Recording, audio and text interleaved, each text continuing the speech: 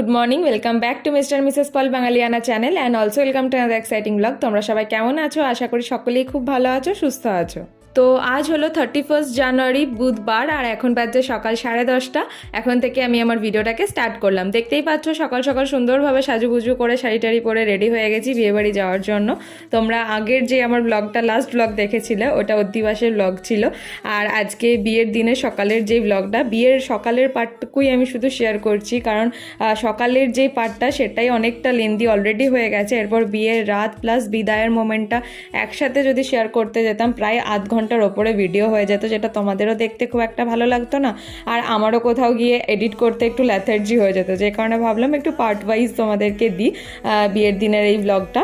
তো বিয়েবাড়ি এসেই দেখি সকাল সকাল সমস্ত ডেকোরেশনের কাজ চলছে। যেটা এন্ট্রি গেট হয়েছে সেটা ভীষণই সুন্দরভাবে সাজানো হয়েছে, এর উপরে লাইট পড়লে হয়তো দেখতে আরও ভীষণ সুন্দর লাগবে। এই জায়গাটায় অলরেডি হয়তো তোমরা আমার রিলস দেখেও ফেলেছো, ভীষণ সুন্দরভাবে ডেকোরেট করা হয়েছিল। আর ব্লগগুলো দিতে সত্যি অনেকটা লেট হয়ে যাচ্ছে। আগের যে ব্লগটা দিয়েছি সেটা সরস্বতী পুজোর আগে, আর এটা সরস্বতী পুজো পেরিয়ে যাওয়ার পর আবার দিচ্ছি বিয়ের দিনের ব্লগটা, কারণ এই জাস্ট কালকে আমাদের এখানকার ঠাকুর বিসর্জন হয়েছে, সেই কারণে চারিদিকের এত মিউজিক, তাতে যে আমি ভয়েস ওভার কীভাবে করবো, তাতে কপিরাইট চলে আসবে, অনেক রকম প্রবলেমের জন্য একটু দেরি হলো এই ব্লগটা তোমাদের সাথে শেয়ার করে নিতে। তো যাই হোক, তো বিয়েবাড়িতে যাওয়ার আগেই, বিয়েবাড়ির সামনে যেহেতু আমার মামার বাড়ি, তো মামার বাড়িতেই চলে এসেছি। এসে দেখি মারা আজকেও রেডি হয়নি। আগের দিনের ব্লগেও দেখেছিলাম আমি রেডি হয়ে চলে এসেছি, বাট মারা তখনও পর্যন্ত কিছুই রেডি হয়নি। আজকেও এসে দেখছি সবাই রেডি হচ্ছে তখনও। তো যাক, ফাইনালি সবাই রেডি হয়ে গেছে, বেরিয়ে পড়ছি এরপর আমরা বিয়েবাড়িতে যাওয়ার জন্য।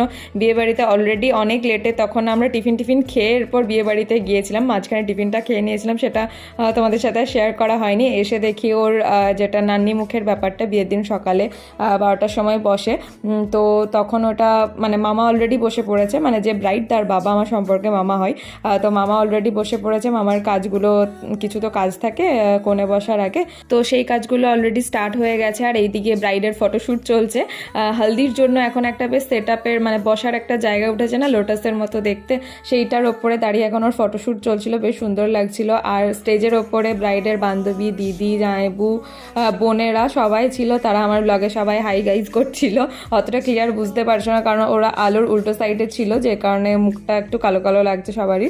তো যাই হোক, অনু এখানে ওর রিচুয়ালস শুরু হলো এবারে, মানে নানি মুখের টাইমে যেটা ওকে এসে বসতে হয়, তো সেটাই আমাদের হাতে, মানে বাঙালিদের বাড়িতে, আমাদের কিছু কিছু বাড়িতে নিয়ম থাকে, হাতে চাল নিয়ে এসে ওই যেটা বিয়ের টাইমে ছাদনাতলায় ঘর থাকে সেই ঘরের ওপরে রাখতে হয়, সেটাই ও করলো। অ্যান্ড দেন ফাইনালি ও নানি মুখের জন্য বসলো। এখানে অনেকটা টাইম লাগে, মানে আমরা কতটা লেটে বিয়ে বাড়িতে এসেছি ভাবো একবার। নানি মুখ 12টায় বসে, অলরেডি স্টার্ট হয়ে গেছে, তারপরে আমরা বিয়েতে ঢুকছি, মানে প্রায় হয়তো 1:45 বাজবে যখন আমরা বিয়ে বাড়িতে ঢুকছি। আমি আসার পরও দেখি মারা রেডি হয়নি, যে কারণে আরও লেট হয়ে গেল। তার মাঝখানে আবার টিফিন খেয়েছি, তো সব মিলে একটু বেশি দেরি হয়ে গেল। তো আমাদের নানি মুখে বসার আগে কিন্তু গায়ে হলুদ হয়ে যাওয়ার নিয়ম থাকে, বাট ওর শ্বশুর বাড়ি থেকে তখনও অবধি গায়ে হলুদ বেরোয়নি। আর ওর বাবার বাড়ি থেকে শ্বশুর বাড়ির ডিস্টেন্স প্রায় 1 থেকে 1.5 ঘন্টা মতো, মানে আসতে অনেকটাই লেট হতো। অত লেট করে নানি মুখ তো বসানো যেত না, কারণ বিকাল দিকে জল সারানোর একটা রিচুয়ালস আছে, এসে আবার জুয়ো খেলা বলে, সেটা সেটার একটা রিচুয়ালস আছে। অনেক কিছু বাঙালিদের বিয়েতে অনেক কিছু নিয়ম থাকে, প্রত্যেকটা কাস্টেরই এক একটা করে নিয়ম থাকে, বাট আমার মনে হয় যেন বাঙালিদের বিয়েতে নিয়মে শেষ হয় না, প্রচুর প্রচুর নিয়ম থাকে। তারপরে এখন মেকআপ আর্টিস্ট, সে তো একদম অন টাইমেই আসে, ব্রাইডদেরই অলওয়েজ লেট হয়ে যায়। প্রত্যেকটা বিয়েবাড়ির এই একই ঘটনা হয়, খুব কম থাকে যে ব্রাইডরা একদম অন টাইম রেডি থাকে যখন মেকআপ আর্টিস্টরা যেই টাইমটা দেয়, কারণ এই ঘরের রিচুয়ালসগুলো করতে করতে এতটা লেট হয়ে যায় যে মেকআপ আর্টিস্টরা যদি দুটোই টাইম দেয়, আমাদের বসতে বসতে ঠিক 3টে থেকে 3:30 হবেই। তার মানে 1-1.5 ঘন্টা তাদেরকে এসে ওয়েট করতেই হয়, এটা একটা নিয়ম হয়ে গেছে, তো কিছু করার নেই, নিয়মগুলো করতে হবে। আর এটাও খুব খারাপ লাগে যে তাদেরকে এসে এতটা টাইম ওয়েট করতে হয় আমাদের জন্য। অলরেডি 1:30 বাজছে, এরপর এখন আমরা লাঞ্চের জন্য যাচ্ছি। এই যে সবাই যাবো এখন, কারণ এখনো গায়ে হলুদ আসেইনি, গায়ে হলুদও হয়নি, নান্নিমুখ কমপ্লিট হয়ে গেছে, গায়ে হলুদ আসবে, তারপরে গায়ে হলুদ হবে, দেন জল সারানো। তো আগে খাওয়া দাওয়াটা করে নিই, দেন আবার রেডি হতে হবে, জল সারানো যেহেতু আছে। তো চলো তোমরা দেখতে থাকো আর এনজয় করো।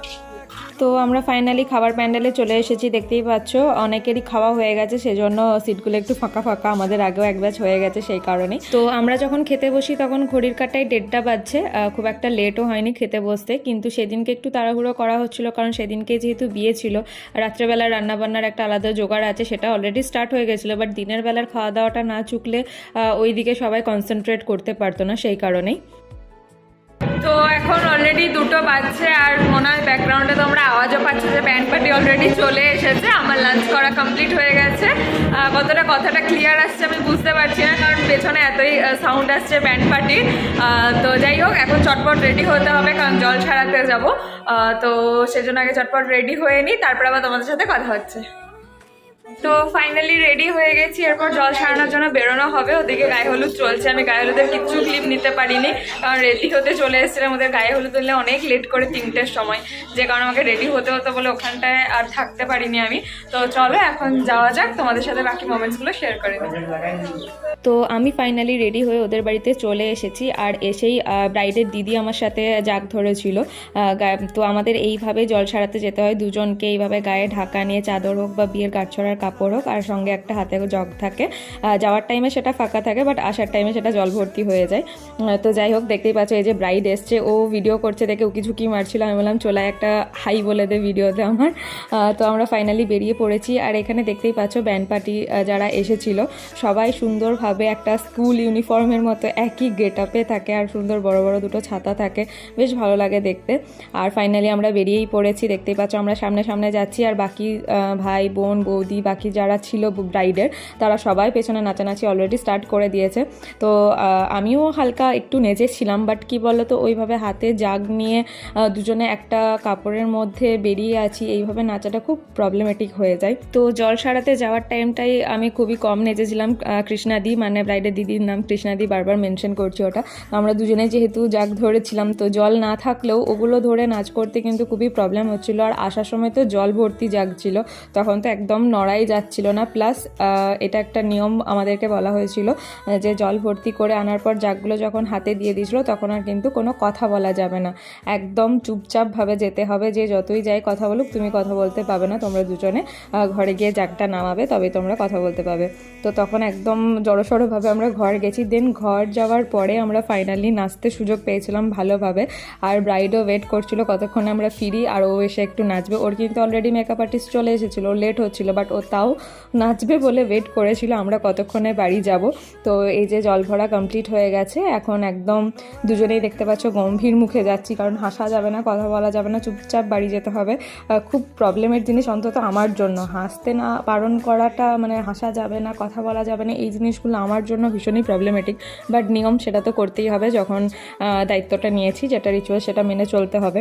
তো যাই হোক, সবাই এখনও নাচানাচি চলছে, দেখতেই পাচ্ছ। ওদেরকে নাচতে দেখে আমার মনে হচ্ছে আমি কতক্ষণে এটা নামাই আমি একটু নাচতে পাই। তো আমি কিন্তু এরপরে বাড়ি ফিরে গিয়েছিলাম, এরপরে রিচুয়ালসগুলোতে আর ছিলাম না, যেহেতু রাত্রেবেলায় আবার একটা রেডি হওয়ার ব্যাপার ছিল, লেট হয়ে যেত এরপরে রিচুয়ালসগুলো অ্যাটেন্ড করলেও।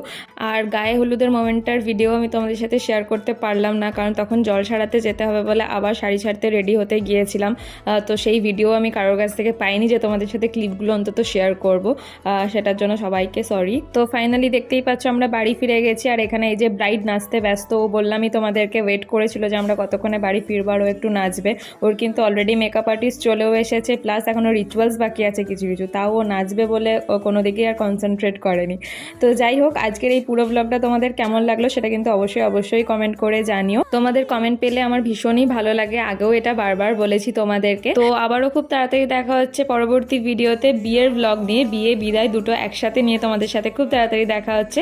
তো আজকের ভিডিওটাকে আমি এখানে শেষ করছি। Till then stay happy, healthy and safe, and obviously stay kind and positive. Bye by.